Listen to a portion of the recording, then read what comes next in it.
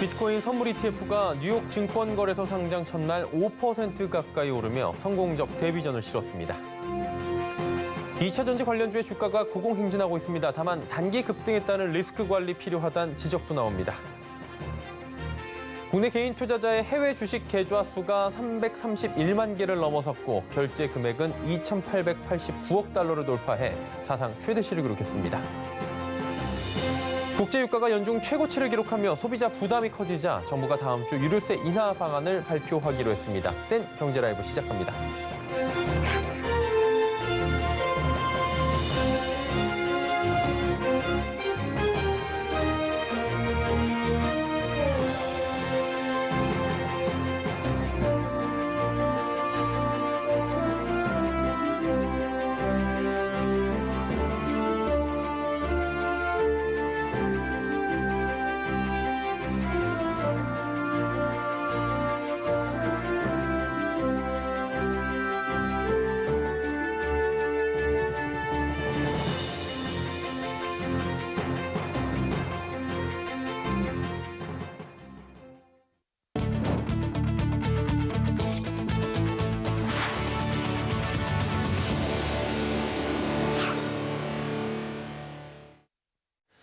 시청자 여러분 안녕하십니까? 센 경제라이브 서정덕입니다. 어제 비트코인 선물 ETF의 상장 소식 전해드린 바 있었는데요. 뉴욕 증권거래소 상장 첫날 5% 가까이 오르며 성공적 데뷔전을 치렀다고 합니다. 윤혜림 기자가 전해드립니다. 어제 뉴욕 증권거래소에 처음으로 비트코인 선물 상장지수 펀드 프로시어스 비트코인 스트래티지 ETF, 비토가 상장했습니다. 비토는 상장가 대비 2.20% 높은 40.88달러의 시초가를 형성한 후 장중 5.38% 급등한 42.15달러까지 올랐습니다. 이후 상승폭이 축소되며 4.85% 오른 41.49달러의 거래를 마쳤습니다. 이날 비토의 1거래량은 2,442만 주로 종가 기준 한화 1조 2천억 원에 달하는 등 뉴욕 증시에서 ETF 거래량 상위 2위를 차지했습니다. 비토의 성공적인 상장 소식에 비트코인 가격도 함께 강세를 보였습니다. 가상화폐 거래소 바이낸스 기준 비트코인은 우리나라 시각 오늘 오전 5시 64,027달러로 거래를 마치며 뉴욕 증시 개장 직후보다 약 2.54% 상승했습니다.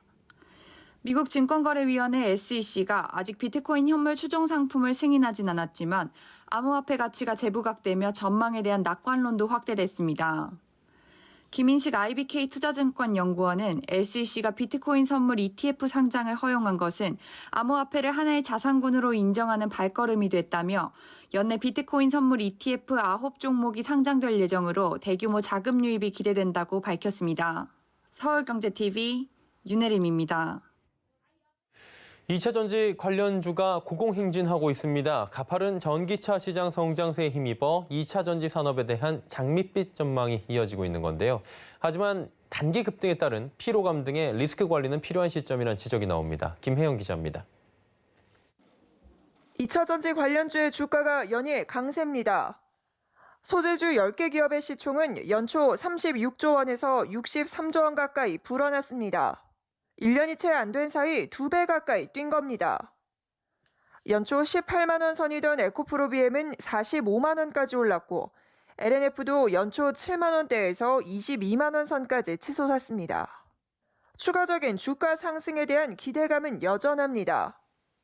3분기 호실적 전망과 전기차 판매 강세, 소재 수급 부족 등이 지속되고 있기 때문입니다. 특히 원재료 가격 상승을 제품 가격에 반영해 나가는 중이라 소재 업체들의 이익 추정치 상향으로 이어질 것이란 분석입니다. 그러나 단기간에 주가가 급등한 만큼 위험 관리가 필요하다는 조언도 나옵니다. 삼성증권은 국내 2차 전지 소재 기업과 중국 기업 간의 주가 수익 비율이 2배가 넘는다는 부분에 초점을 맞췄습니다. 국내 양극재 업체들은 2022년 주가 수익 비율 추정치가 중국에 비해 2배 높은 수준인 평균 62배에 달합니다. 이에 외국인 투자자들이 저평가된 중국 2차 전지 소재주로 옮겨갈 수 있다는 관측입니다. 장정훈 삼성증권 연구원은 상대적으로 PER이 높은 한국 2차 전지 소재주를 매도하고 저평가된 중국 업체를 매수할 수 있는 유인이 될 수 있는 만큼 단기 수급에 영향을 미칠 가능성이 높아 리스크 관리가 필요한 시점이라고 조언했습니다. 서울경제TV 김혜영입니다. 하반기 기업 공개 시장 최대어로 꼽히는 카카오페이 기관 투자자 수요 예측에 돌입했습니다. 공모가 고평가 논란과 규제 이슈를 딛고 미뤄졌던 상장 일정이 재개된 건데요. 카카오페이의 기관 수요 예측은 오늘부터 이틀 동안 진행되고 희망 공모가는 6만 원에서 9만 원 사이입니다. 공모 금액은 최소 1조 200억 원부터 1조 5,300억 원입니다. 이를 기반으로 산출한 카카오페이 예상 시가총액은 7조 8천억 원에서 최대 11조 7천억 원에 이릅니다. 카카오페이는 공모가 확정 뒤 이달 25일부터 26일 양일간 일반 청약을 받은 뒤 다음 달 3일 코스피 시장에 상장할 예정입니다. 국내 개인 투자자의 해외 주식 계좌 수가 331만 개를 넘어섰고 올해 해외 주식 결제 금액은 2,889억 달러를 돌파하며 사상 최대치를 기록했습니다. 금융감독원 자료에 따르면 올 6월 말 기준 개인 투자자의 해외 주식 계좌 수는 331만 980여 개로 작년보다 74%나 급증했습니다.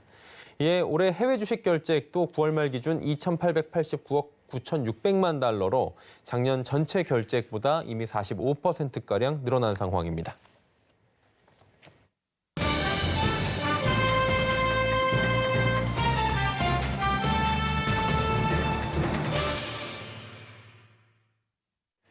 국제유가가 연중 최고치를 경신하고 있습니다. 2014년 이후에 지금 최고치를 계속해서 갈아치우고 있는 건데요. 휘발유 가격도 이에 따라서 7년 만에 최고 수준입니다. 리터당 1,800원까지 넘어선 상황이고요. 에너지 공급 부족, 원자재 가격 상승 등의 복합적 원인이 영향을 끼친 거라고 하는데 커지는 소비자 부담, 결국 정부가 다음 주 유류세 인하 방안을 발표하기로 했습니다. 자, 자세한 내용 좀 짚어보도록 하겠습니다. 경제산업부의 정세미 기자 연결돼 있습니다. 나와 있습니까? 네, 안녕하세요. 예, 국제유가 불 붙었다는 얘기들 요즘에 많이 나옵니다. 최근에 꾸준하게 계속 오르고요. 82달러 위까지 올라왔는데 이러다가 연내 100달러 돌파한다 이런 얘기도 나오고 있습니다. 원인은 어디서 찾아봐야 될까요? 네, 현지 시간으로 19일 뉴욕 상업거래소에서 12월물 WTI는 배럴당 82.44달러의 거래를 마쳤습니다. 세 달 전인 8월 20일과 비교하면 배럴당 62.14달러에서 30% 이상 급등한 건데요. 국제유가 기준물인 브렌트유와 우리나라 주 수입 유종인 두바이유도 배럴당 80달러 이상을 기록 중입니다. 그 결과 국제유가는 7년 만에 최고치인데요. 특히 이번 겨울이 예년보다 추울 것으로 전망되며 기름값이 북해산 브렌트유 기준 배럴당 100달러, 우리 돈으로 약 12만 원을 돌파할 것이라는 관측도 있습니다. 이러한 가격 상승의 이유는 복합적입니다. 산유국들의 증산 억제와 일부 원유 생산 설비 가동 차질 여파로 공급이 부족해진 건데요. 먼저 허리케인의 피해를 입은 멕시코만 원유 생산 시설 복구가 지연되고 있습니다. 여기에 나이지리아와 카자흐스탄 등에서 원유 생산 차질이 빚어진 것도 관련이 있는데요. 또 오펙은 이달 초 장관급 회의에서 기존에 합의한 증산 규모를 일평균 40만 배럴로 유지했는데요. 당초 코로나19에 따른 경기 불확실성을 고려한 결정이지만 결과적으로 원유 공급을 더 빠듯하게 만든 겁니다. 앞으로 미국의 전략 비축유 방출과 셰일오일 증산 등의 변수도 남아 있습니다. 기후적인 문제도 있습니다. 적조 지역의 저수온 현상과 북극의 찬 공기가 하강하는 등의 이유로 이번 북반구의 겨울이 예년보다 추울 것으로 보이는데요. 실제로 국내에서도 서울 기준 2004년 이후 17년 만에 10월 한파특보가 발령되기도 했습니다. 이에 국제에너지기구는 겨울철 난방 수요 증가 등을 고려해 올해 세계 석유 수요 전망을 일평균 17만 배럴로 올려잡았습니다. 이렇게 겨울철 난방용 석유 수요가 평소보다 늘어나며 유가 상승으로 이어질 수 있다는 겁니다. 네, 국내 기름값 상당히 많이 올랐다는 건 이미 알고 계신 분들이 많을 것 같아요. 이 주유 하려가 보면 1,700원, 1,800원대 이렇게 보는 건 참 오랜만에 지금 있는 일인 것 같은데 국내 상승폭이 더 크게 느껴지거든요. 이유가 어디 있습니까?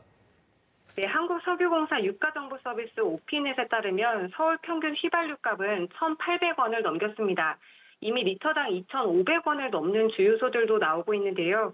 중구 서남 주유소가 2,577원, 용산구 서계 주유소가 2,533원으로 집계됐습니다. 전국 평균 휘발유 가격도 1,724.7원까지 올랐습니다. 지난주인 10월 둘째 주 휘발유 가격은 직전주 대비 평균 28원 오른 리터당 1,687.2원이었습니다. 지난 14일부터 전국 평균 1,700원을 넘어섰는데 휘발유 가격이 1,700원을 넘긴 건 2014년 말 이후 7년 만입니다. 문제는 상승폭도 더 커지고 있다는 점입니다. 지난 9월 말부터 상승한 휘발유 가격은 9월 마지막 주 0.8원에서 10월 첫째 주 1.9원으로 커졌다가 10월 둘째 주 28.3원까지 높아졌습니다. 전국 휘발유 가격이 최고가를 기록했던 시기는 2012년이었습니다. 당시 리터당 2,000원을 넘었는데요. 국제유가 급등 영향으로 8월부터 10월 석 달간 리터당 2,000원을 상회했습니다. 이번에는 국제유가 상승과 함께 환율 상승이 겹치며 국내 소비자에게 큰 부담으로 작용하고 있습니다. 여기에 겨울철을 앞두고 있어 생활 물가의 동반 상승을 야기할 수 있다는 우려도 있습니다. 여기서 문제는 유가가 더 오를 가능성도 배제할 수 없다는 점인 것 같습니다. 다시 물가에 이게 반영이 되면서 전체적으로 인플레이션 만들고 경기에 타격을 줄 수 있는 건데요. 국제유가 상승을 바라보고 있는 지금 업계의 시각도 엇갈릴 것 같은데 어떻습니까? 네, 사실 유가 상승은 기본적으로 산업계에 부담이 되는 요인입니다. 석유를 원료로 쓰는 업종들과 함께 에너지와 물류 비용 상승으로 이어지기 때문에 대부분 산업에 영향을 줄 수밖에 없는데요. 다만 정유업계는 실적 상승에 대한 기대감을 보이고 있습니다. 정유사들이 원유를 도입한 뒤 판매하기까지 한 달 이상의 시차가 있는데 이 기간 유가가 상승하면 비축된 원유 가치가 높아지기 때문입니다. 실제로 SK이노베이션과 S-오일, GS칼텍스, 현대오일뱅크 등 정유사사는 올해 유가 강세에 힘입어 호실적을 거둘 것으로 보입니다. 업계에 따르면 정유사사 합산 연간 영업이익은 6조를 넘길 전망입니다. 조선업계도 긍정적입니다. 해양 플랜트 발주 기대감을 높이고 있는데요. 저유가로 해양 플랜트 발주가 중단됐지만 유가 상승 기조가 이어진다면 향후 발주량이 많아질 수 있기 때문입니다. 반면 항공업계는 유가 상승이 직격탄입니다. 항공사 전체 비용 가운데 유류비의 비중은 20%에 달하는데요. 유가가 1달러만 상승해도 수백억 원의 추가 비용 부담이 생기는 겁니다. 실제로 최근 국제선 항공권에 부과되는 유류 할증료도 크게 올랐습니다. 항공업계에 따르면 다음 달 국제선 유류 할증료는 전달보다 3계단 상승한 6단계가 적용됩니다. 그 결과 편도 기준 거리 비례별로 1,800원에서 84,000원이 부과되는데요. 4,800원부터 시작한 10월과 비교하면 120% 이상 오른 겁니다. 국내선 유류 할증료도 오릅니다. 이달 3,300원에서 다음 달 5,500원으로 인상되는데요. 유류 할증료가 인상되면 고객이 부담하는 항공운임 총액도 오를 수밖에 없어 업황 회복을 기대하고 있던 항공업계로선 난감한 상황입니다. 예, 상황이 이렇게 흘러가니까 소비자들의 유류세 인하 요구 목소리가 점차 커졌고요. 오늘 정부에서도 이와 관련된 입장이 좀 나왔죠? 네, 유류세는 탄력세 체계입니다. 때문에 30% 안으로는 국회를 거치지 않고 정부 시행령 개정만으로 세율을 내릴 수 있는데요. 그간 기획재정부는 유류세 인하에 대해 검토하지 않고 있다며 신중한 입장을 보였습니다. 앞서 기재부는 2018년과 2019년 두 차례에 걸쳐 유류세 인하를 단행한 바 있는데요.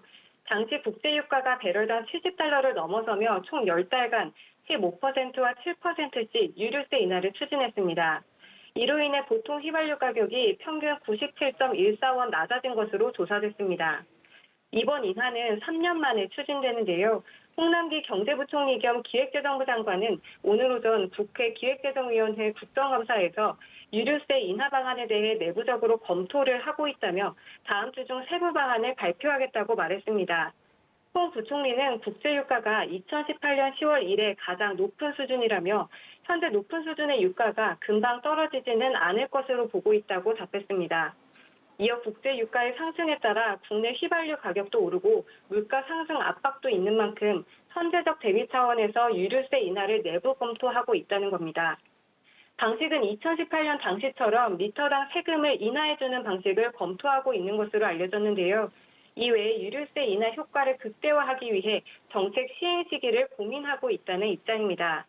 또한 정부의 탄소 중립 정책 방향에 맞춰 유종인하 지원 대상 등 선별 방안도 충분히 살펴볼 것으로 보이는데요. 다만 저소득층에만 지원하는 유가 환급 방식은 고려하지 않기로 했습니다. 유가 환급을 주기 위해선 대상을 가려내는 작업과 함께 새롭게 예산을 투입해야 하는 문제가 있고 추가 경정 예산안 편성이 필요해 즉각적으로 효과를 내기 어렵기 때문입니다. 예, 이게 중요한 게 기름값이 언제까지 그리고 어디까지 올라갈지잖아요. 유가 언제쯤 좀 안정될 것으로 시장에서 보고 있습니까? 네, 한동안은 상승세를 유지할 가능성이 높습니다. 원유 생산이 상대적으로 줄어든 상황이 유지돼 국제 유가는 상승 압력을 받고 있기 때문인데요. 여기에 중국 등 북반구의 겨울이 다가옴에 따라 에너지 공급 부족이 계속되는 데다 아시아 지역 석탄과 천연가스 가격 상승도 이어지고 있습니다. 또한 러시아의 유럽 지역에 대한 천연가스 공급도 차질이 생긴 것으로 알려졌습니다. 실제로 세계 주요 전망기관들은 국제 에너지 가격 상승세가 내년 2월까지는 계속될 것이라고 보고 있는데요. 이 시기 전력 난방 등 에너지 수요가 높기 때문입니다. 국제에너지기구가 최근 발간한 보고서에 따르면 올해와 내년 하루 평균 석유 수요 전망치는 각각 9,630만 배럴과 9,960만 배럴입니다. 이는 전월 전망치보다 각각 17만 배럴 그리고 21만 배럴씩 높아진 수치입니다. 일각에선 2014년 이후 7년 만에 처음으로 $100를 돌파할 것이라는 전망도 내놨습니다.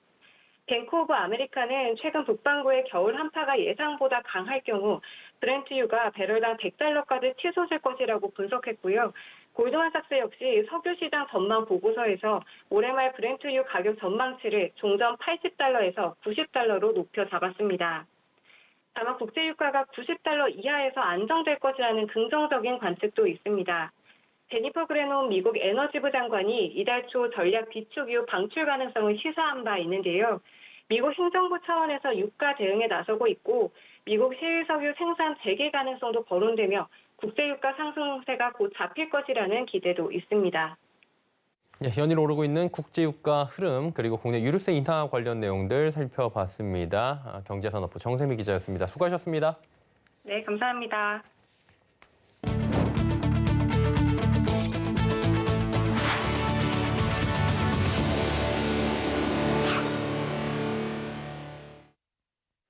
홍남기 부총리 겸 기획재정부 장관이 매출이 크게 늘어난 소상공인에 대해선 지원금을 정산, 환수하는 조치를 할 것이라고 밝혔습니다.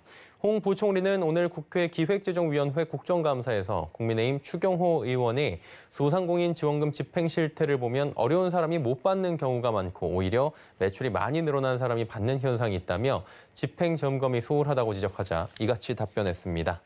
홍 부총리는 소상공인 새희망 자금이나 버팀목 자금은 매출이 감소한 업자만이 대상인데 신청 당시 일일이 매출 감소를 다 확인할 수 없어 선 지급하고 후 정산하겠다는 원칙을 뒀다며 매출이 증가한 소상공인이라면 사후 정산하고 환수하는 게 정상이라고 설명했습니다. 다음 달 시행을 앞두고 있는 위드 코로나를 앞두고 온라인몰의 여행 상품 판매 크게 늘고 있습니다. 롯데온에서는 이달 들어 숙박과 항공권 등 여행 관련 매출이 지난해보다 18배나 급증했고 티몬에선 스키 시즌권 매출이 19배나 늘어났습니다. G마켓과 옥션에서도 지난달 국제선 항공권 매출이 69% 증가했습니다. 여행 상품 인기의 온라인몰들은 수요 선점을 위한 상품을 속속 내놓고 있습니다.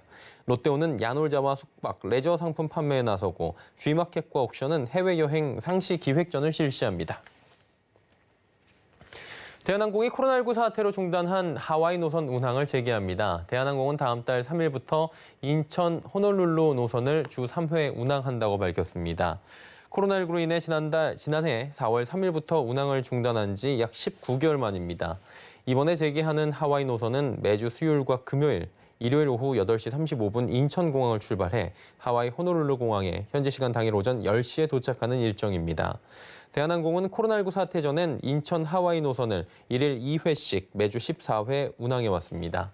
대한항공 관계자는 백신 접종률과 국내외 코로나19 상황을 고려해 중단 중인 노선의 운항 재개를 지속해서 검토하겠다고 말했습니다. 통신사들이 통신 딱지를 떼고 ICT 기술 분야에 집중하며 탈바꿈하고 있습니다. 특히 인공지능 로봇 플랫폼 기반을 다지며 일상생활 스마트화를 통한 편익 증대에 공을 들이고 있다고 하는데요. 김수빈 기자가 전해드립니다.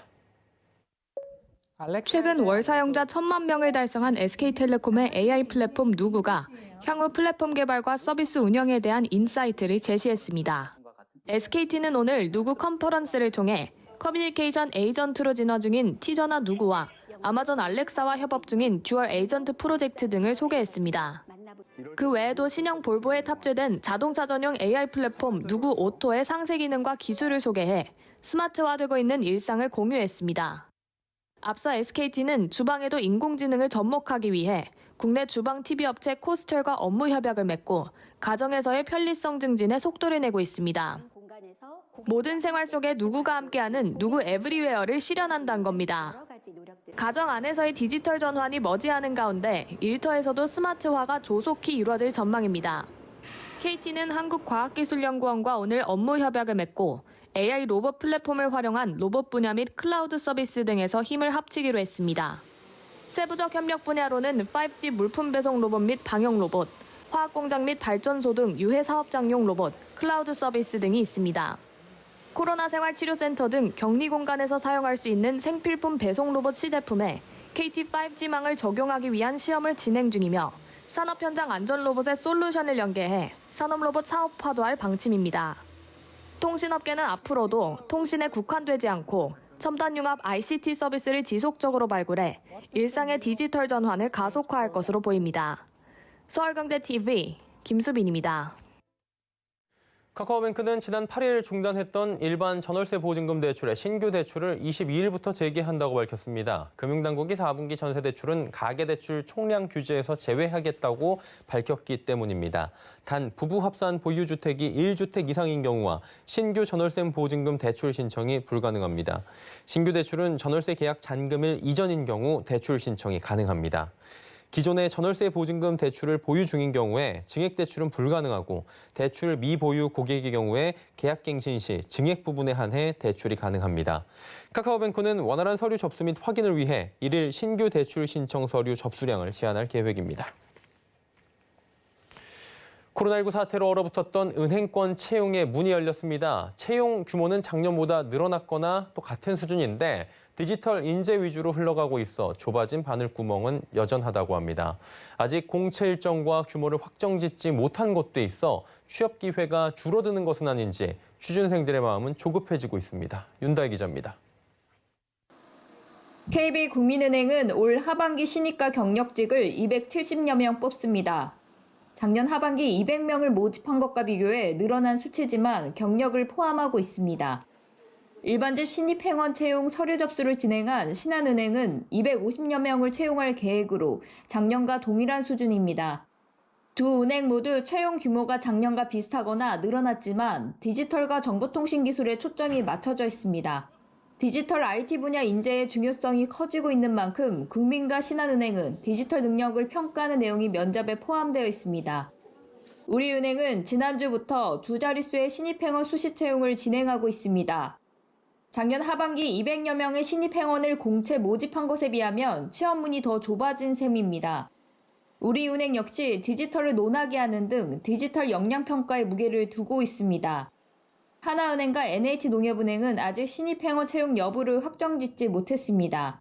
디지털화로 조직이 비대해지며 신입행원 채용 규모 등을 놓고 고민이 큰 것으로 보입니다. 올 하반기 대기업 신입 공채를 찾아보기 어려운 가운데 은행권마저 취업 기회가 줄어 대학 졸업을 앞둔 취업 준비생들의 마음을 무겁게 하고 있습니다. 서울경제TV 윤다희입니다. 코로나19 여파로 고가의 니치 향수 시장이 부상하고 있습니다. 마스크 착용 일상화로 메이크업 대신에 향수로 개성을 드러내려는 수요가 늘어난 데다 MZ세대가 소비 시장에 큰 손으로 떠오르며 스몰 럭셔리 아이템으로 주목받고 있다고 하는데요. 문다혜 기자입니다. 틈새를 뜻하는 이탈리아어 니치에서 파생된 말인 니치 향수. 천연 원료나 흔하지 않은 성분을 사용해 희소성이 높은 프리미엄 향수로 20-30만 원의 고가임에도 최근 큰 인기를 누리고 있습니다. 니치 향수를 많이 판매하는 주요 백화점의 올해 상반기 향수 매출은 작년보다 30%에서 60%가량 올랐고 전체 향수 시장 성장도 니치 향수가 견인했습니다. 유로모니터에 따르면 2013년 4,400억 원 규모였던 국내 향수 시장은 2019년 6천억 원을 넘어섰고 2023년에는 6,500억 원을 돌파할 것으로 전망되는데 이 중 프리미엄 향수는 전체 매출의 90% 이상을 차지했습니다. 니치 향수에 대한 관심이 커지자 화장품 기업들은 발빠르게 니치 향수 분야를 강화하고 나섰습니다.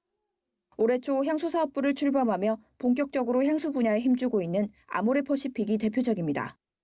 최근 아모레퍼시픽은 프랑스 고가 향수 브랜드 구탈파리의 브랜드 탄생 40주년을 기념해 브랜드 헤리티지를 담은 한정판 에디션을 내놨습니다.